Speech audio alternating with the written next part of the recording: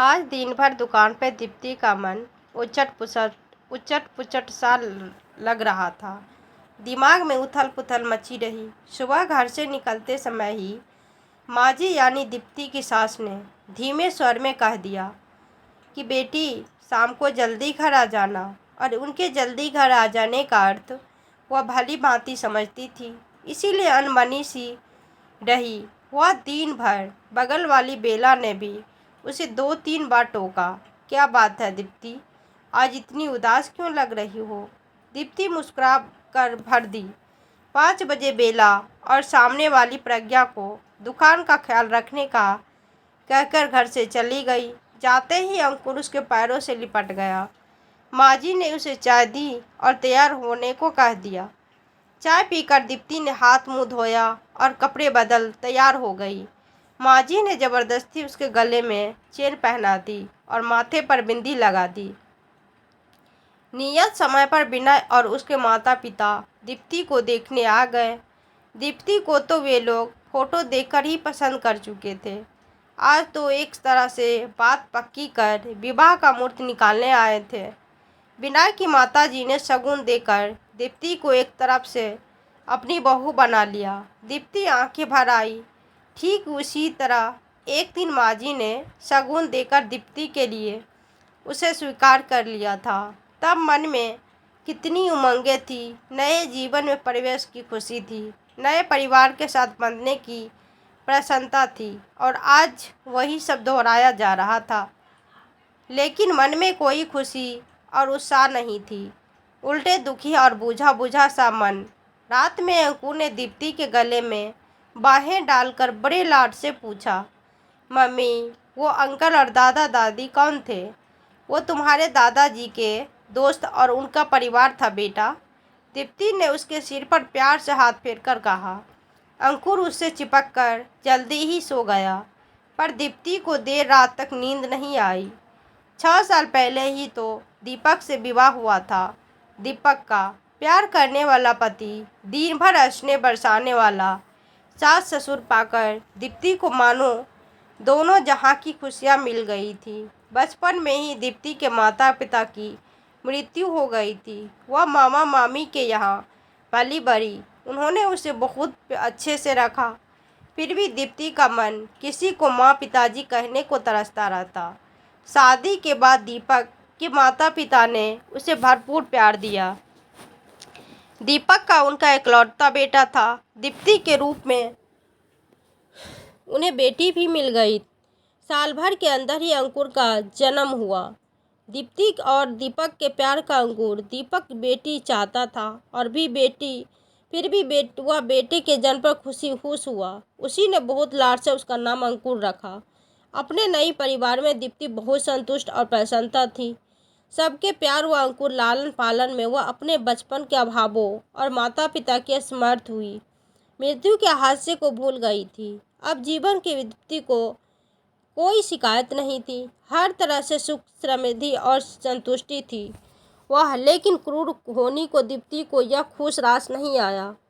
मामूली से बुखार में एक दवाई के रिएक्शन से दीपक की हालत ऐसी बिगड़ी कि मात्र 3 दिनों में ही वह चल बसा। दीप्ति का मानसिक शून्य हो गया। 4 दिन पहले का हंसता खिलखिलाता दीपक यूं अचानक ही चला गया कि आज दुनिया में कहीं उसका नामो निशान तक बाकी न रहा।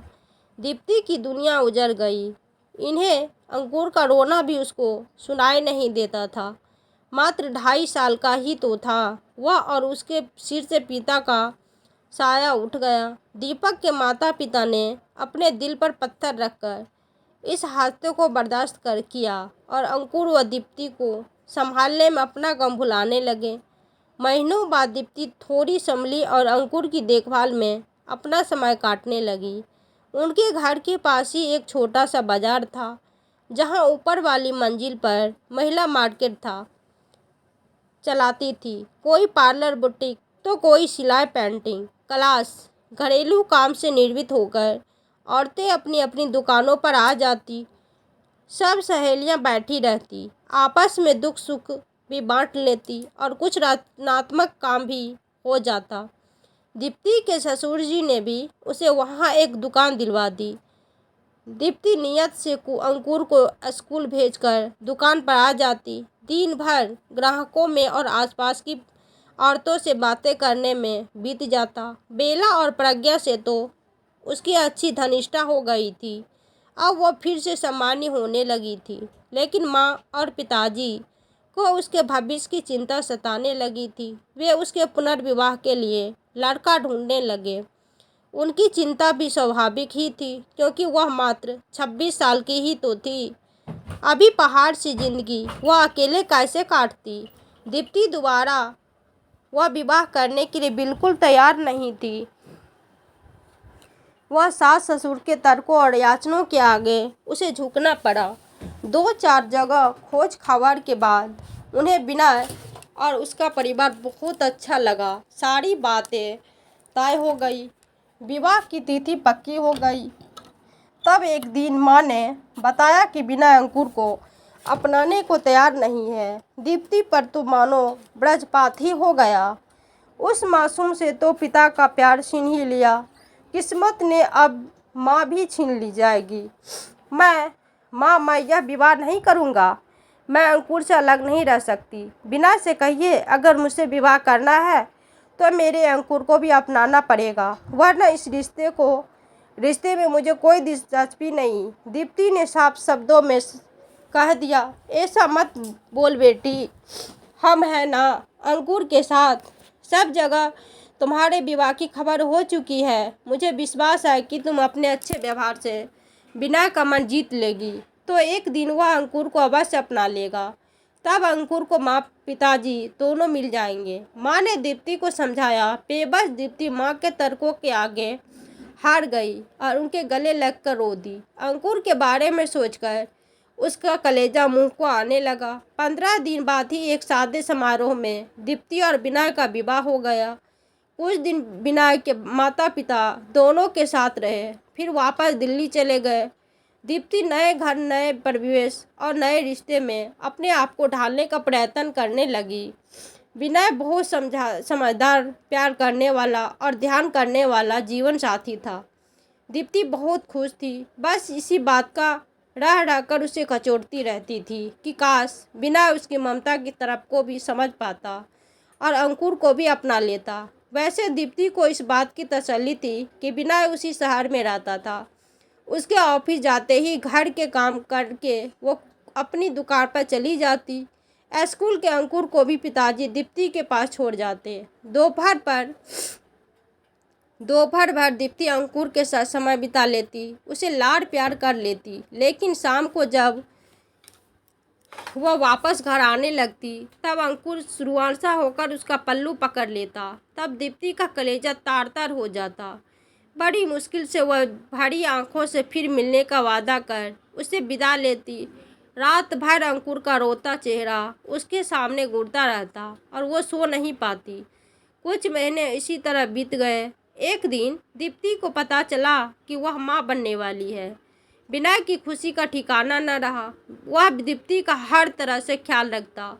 कुछ और महीने बीतने पर दीप्ति का दुकान बंद हो गया और अंकुर से मिलने का जरिया भी कभी कभी माँ पिताजी अंकुर को दीप्ति के घर ले आते, पर रोज रोज तो यह संभव न था। उसका हृदय विकल रहा था। नियत समय पर दीप्ति ने एक बेटे को जन्म दिया। इस समय विनय के माता पिता उसके पास आ गए। जब नन्हा 3 महीने का हो गया तो वे लोग वापस चले गए। अब दीप्ति दिन भर इन नन्हे के देखभाल में लगी रहती। नन्हे की देखभाल के दौरान उसे हर पल अंकुर का लालन पालन याद आता और वह तड़प उठती। वह दोपहर में अक्सर इन नन्हे को सीने से लगाकर अंकुर की याद में रोती रहती। उसके मन में अंकुर के बचपन की स्मृतियाँ सजीव हो जाती। वह उसकी मासूमियत भरी बातें सुनने को तरस जाती। जीवन साथी मिलने और दोबारा माँ बनने के बावजूद वह अधूरी सी विनय ऑफिस से आकर घंटों नन्हे के साथ खेलता रहता। रात में भी उठकर उसे संभालता, उसे घुमाने ले जाता। नन्हा अब 5 महीनों का हो गया था। उसकी किलकारियों से घर गूंजता रहता। नन्हे को वैक्सीन लगवाने के बाद दीप्ति घर लाई तो उसे बुखार आ गया। वह सारा दिन रोता रहता और चिड़चिड़ा कर रहता। दीप्ति उसे संभालते संभालते बहुत थक गई थी। बिना अगर आप इजाज़त दें तो मैं कुछ दिनों के लिए माँ के यहाँ हो जाऊँ, वहाँ इन्हें देखभाल भी ठीक से हो जाएगी। उसने बिना से पूछा। हाँ दीप्ति, हो जाओ, तुम्हें भी थोड़ा आराम मिल जाएगा। बहुत थक गई हो।